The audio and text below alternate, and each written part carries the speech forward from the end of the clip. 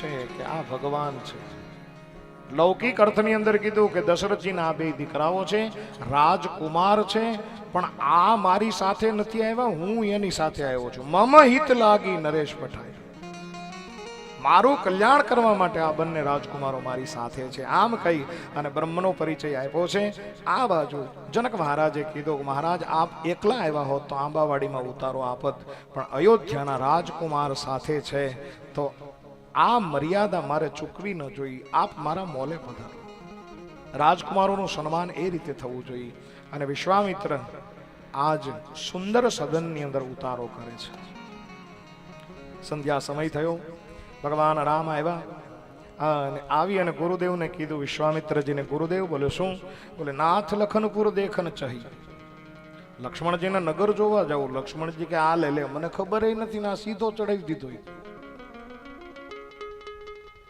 વિશ્વામિત્રે કીધું કે રામ, લક્ષ્મણને નગર જોવું નથી, પણ જનકપુરના લોકોને તમારા દર્શનની લાલસા છે. તમે ભગવાન છો અને ભગવાન દરેક ભક્તની ભાવના પૂર્તિ કરે છે, એટલા માટે આપ જઈ અને જનકપુરને દર્શન દઈ આવો. સંધ્યાના સમયે સાહેબ રામ અને લક્ષ્મણજી જ્યાં નીકળ્યા, નાના નાના બાળકોએ આંગળી પકડી લીધી છે. પ્રભુ આવો, અમે તમને નગરચર્યા કરી આવો. અને જે રામ રૂપને જોવે છે એ તમામ લોકો, સ્વામીજી એટલા બધા મોહિત થાય છે, શું કહું. હું ઘણી વાર એવું કીધા કરું કે રામ 3 નગરીની અંદર ફરે છે. આખી અયોધ્યાની અંદર 3 નગરી એવી છે, મુખ્યત્વે રાઘવેન્દ્ર સરકાર ફરે છે અને 3 નગરીને એના અલગ અલગ ગુણથી જીતે છે. પેલા રામ ક્યાં આવ્યા? અયોધ્યાની અંદર. પછી ક્યાં આવ્યા? અત્યારે જનકપુરની અંદર. હવે ક્યાં જશે? લંકાની અંદર. તો લંકાને પોતાના ગુણથી જીતી. કયો ગુણ? બળથી. લંકાની અંદર ભગવાને બળનો પરિચય એવો કરાવ્યો છે કે સાહેબ રાવણ જેવો રાવણ રામના વખાણ કરે છે. ધન્ય છે કૌશલ્યાનંદ. અને રામના બળનું જો મારે આમ સંક્ષિપ્તની અંદર જો કંઈ મારે કહેવું હોય તો ભગવાન રાઘવેન્દ્ર સરકાર જ્યારે રાવણને મારતા હતા ને, ત્યારે એના કપાળ ઉપર એક પણ પ્રસ્વેદનું બિંદુ નહોતું. આવી પ્રચંડ તાકાત સાહેબ. બળથી જીતી. અયોધ્યાને પોતાના શીલથી જીતી. નાનો માણસ મળે તો પણ મર્યાદાથી. ચારિત્ર્ય એવું છે, ભગવાનનું શીલ એવું છે. અને જનકપુરને જીત્યું હોય તો એના રૂપના ગુણથી જીત્યું. ભગવાન રામનું રૂપ નવકંજ લોચન કંજ મુખ કર કંજ પદ કંજારુણમ. કરોડો કામદેવને લજાવે આવું દિવ્ય રૂપ ભગવાન રાઘવેન્દ્ર સરકાર. આખા જનકપુરમાં રામના રૂપની ચર્ચાઓ થવા લાગી. સીતાજીની સાથે અષ્ટ સખીઓ છે, એ અટારી ઉપર બેઠી બેઠી કહે છે કે રામને અમારે જોવા છે. સીતાજી શરમાઈ ગયા. પોતે પહેરેલું વસ્ત્ર છે એ થોડુંક ઢાંકી અને એવું કીધું કે આર્યપુત્ર જો આવ્યા હોય અને તમારે એના મુખારવિંદના દર્શન કરવા હોય તો હે સખીઓ, તમને એક સુઝાવ આપું. બોલે શું?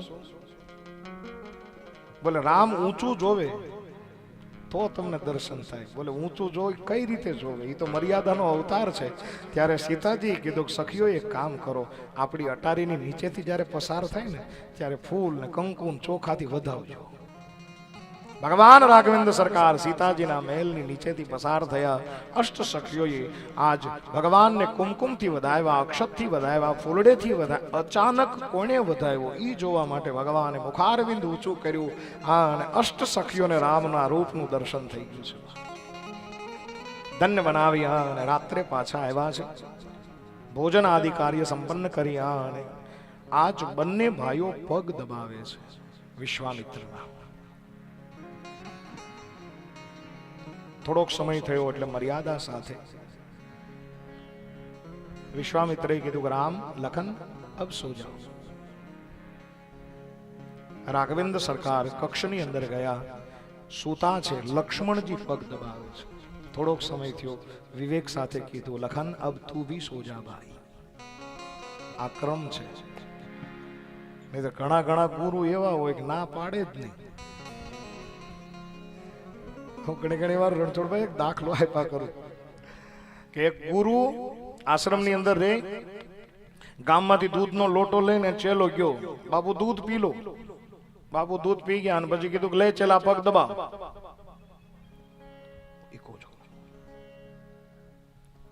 અને ચેલો પગ દબાવવા માટે શરૂઆત કરી. 10 વાગ્યા, રાતના 10 વાગે શરૂઆત કરી, પગ દબાવે છે.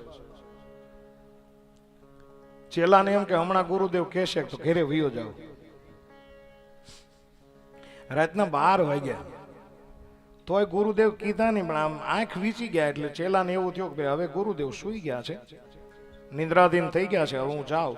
જ્યાં ઈ પગને છોડી અને ઊભો થવા જાય ત્યાં બાપુ જાગી ગયા. ગુરુદેવ જાગી ગયા ને કીધું કે કેટલા ભાઈઓ?